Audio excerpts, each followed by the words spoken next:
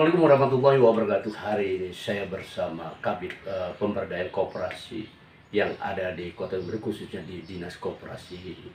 Ya, yang mana pada intinya hari ini kami membahas terkait dengan situasi saat setelah pandemi. Walaupun beliau sedikit mengungkapkan di saat pandemi koperasi terus menurun drastis.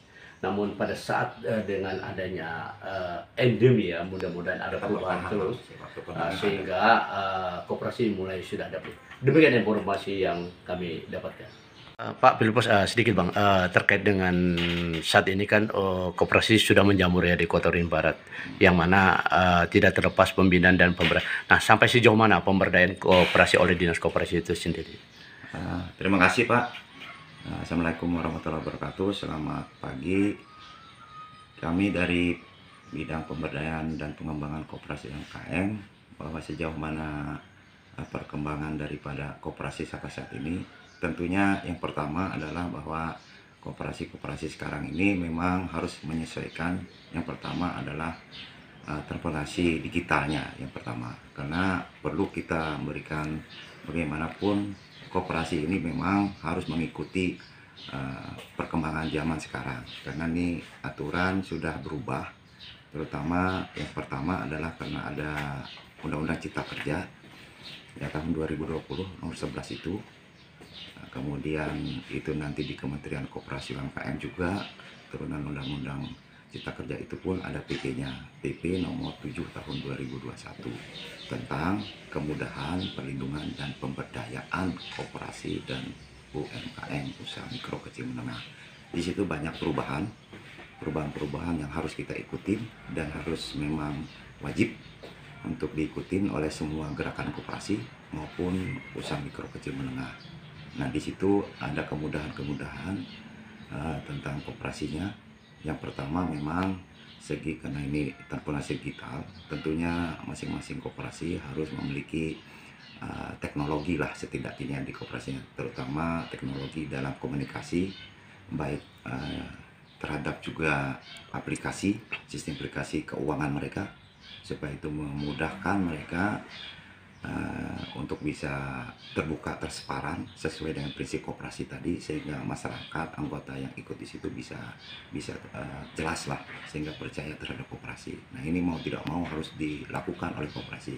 Langkah-langkah kita bagaimana caranya dengan tahun 2021 dan 2022 ini, tentunya bagi peningkatan sumber daya manusianya, pelatihannya, walaupun terbatas Pak, itu terbatas orangnya, tetapi setidak-tidaknya kita pelan-pelan untuk bisa kita pilih dua koperasi supaya layak bisa memiliki aplikasi sendiri, kemudian juga mengikuti transportasi digitalnya.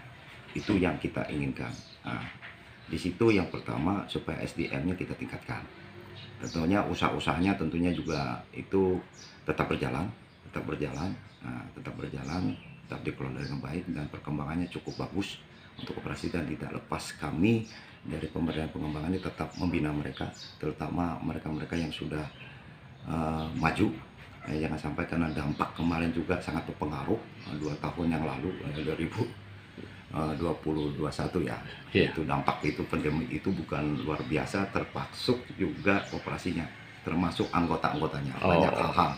Jadi mungkin dampaknya sana, ya. Jadi kalau sedikit selama kendala yang selama ini dirasakan di saat pandemi COVID ya, artinya yang cukup berpengaruh ya bagi koperasi. Tapi saat ini situasi koperasi kan sudah mulai menggeliat ya, perekonomian sudah mulai terangkat gitu ya.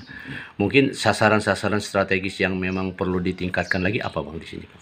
Jadi kita, karena ini harus ada perubahan Pak, tentunya kita ingin strategis mereka menyesuaikan aturan yang berlaku itu, karena di sini banyak hal yang kita lakukan, yang pertama kolaborasi dengan dinas atau lembaga lainnya, terutama juga misalnya tentang pembiayaan mereka juga, termasuk juga badan usaha milik negara, itu kemudian juga perusahaan-perusahaan kerjasama dengan mereka.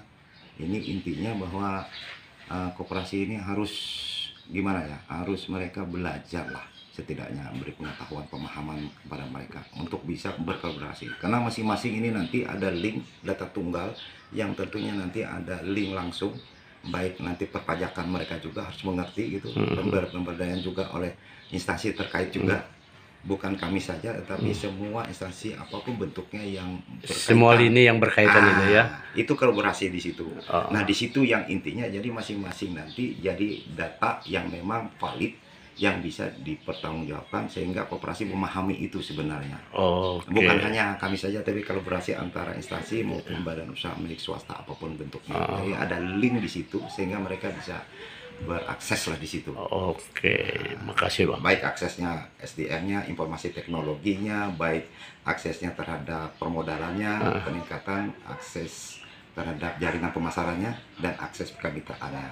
Jadi saling terkait dulu supaya ini Bang, saya dengar Abang selaku Kabid Pemberdayaan kelembagaan ya, koperasi ya. Kalau kita melihat dari rujukan saat ini, koperasi ini kan aturan-aturannya selalu banyak berubah-berubah.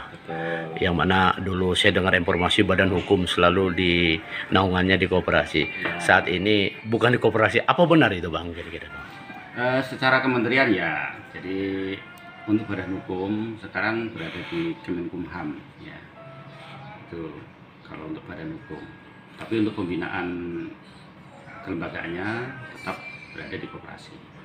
Tetap di koperasi ya. Bang, kalau kita berbicara dari kelembagaan, koperasi ini jumlahnya berapa Bang yang sudah terdaftar dari kelembagaannya Bang? Secara total di Kota Waringin Barat itu ada 247 unit koperasi ya. Total ya. Nah, sekarang peran fungsi kelembagaan ini apa aja Bang?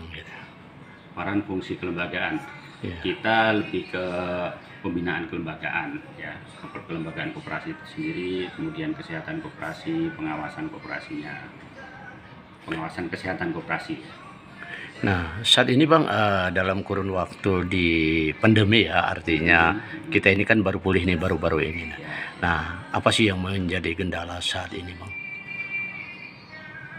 Kendala utamanya di masa pandemi memang secara volume usaha itu untuk koperasi-koperasi simpan pinjam, koperasi serba usaha di luar yang koperasi menangani sawit ya, itu rata-rata ada penurunan omset untuk di masa pandemi. Kemudian kendala yang kedua dari sisi kelembagaan, teman-teman pengurus koperasi ini karena aturan pandemi itu kesulitan melaksanakan RAT, meskipun juga kemudian ada petunjuk lebih lanjut bahwa RAT bisa dilaksanakan secara online. Jadi tetap ada solusi sebenarnya, ada kendala tetap ada solusi, tetapi itu menjadi salah satu kendala ya. Jadi termasuk juga penyusunan laporan, mungkin karena pembatasan sehingga pengurus kurang bisa efektif menyusun atau bersama-sama menyusun laporan. Nah, kalau kita melihat di saat ini kan ekonomi kita sudah menggeliat nih, yang mana sudah mulai ada ke endemi ya sekarang ya. Endemi ada peningkatan perekonomian kita ya, khusus Kota Waringin Barat. Nah, saat ini bagaimana dengan kelembagaan koperasi? Apakah memang juga ada peningkatan atau bagaimana Bang? Secara kesehatan koperasi ya, kita sedang memperbaiki, merangkak ya, karena kesehatan koperasi nilai tahun ini saja, tapi dengan tahun sebelumnya gitu.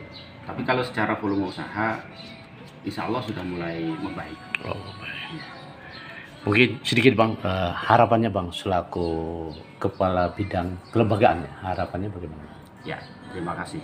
Harapan kami semua dari Dinas Perindustrian, Perdagangan, Koperasi, Usaha Kecil dan Menengah ini, untuk koperasi-koperasi kita berharap sama-sama kita mematuhi aturan-aturan yang ada. Mari kita sama-sama tingkatkan volume usaha kita persehat kelembagaan koperasi kita, sehingga koperasi sebagai sokok guru ekonomi bangsa ini betul-betul bisa terlaksana dengan baik. Demikian wawancara kami kepada salah seorang kabid kelembagaan di Dinas Koperasi Kabupaten Kota Waringin Barat.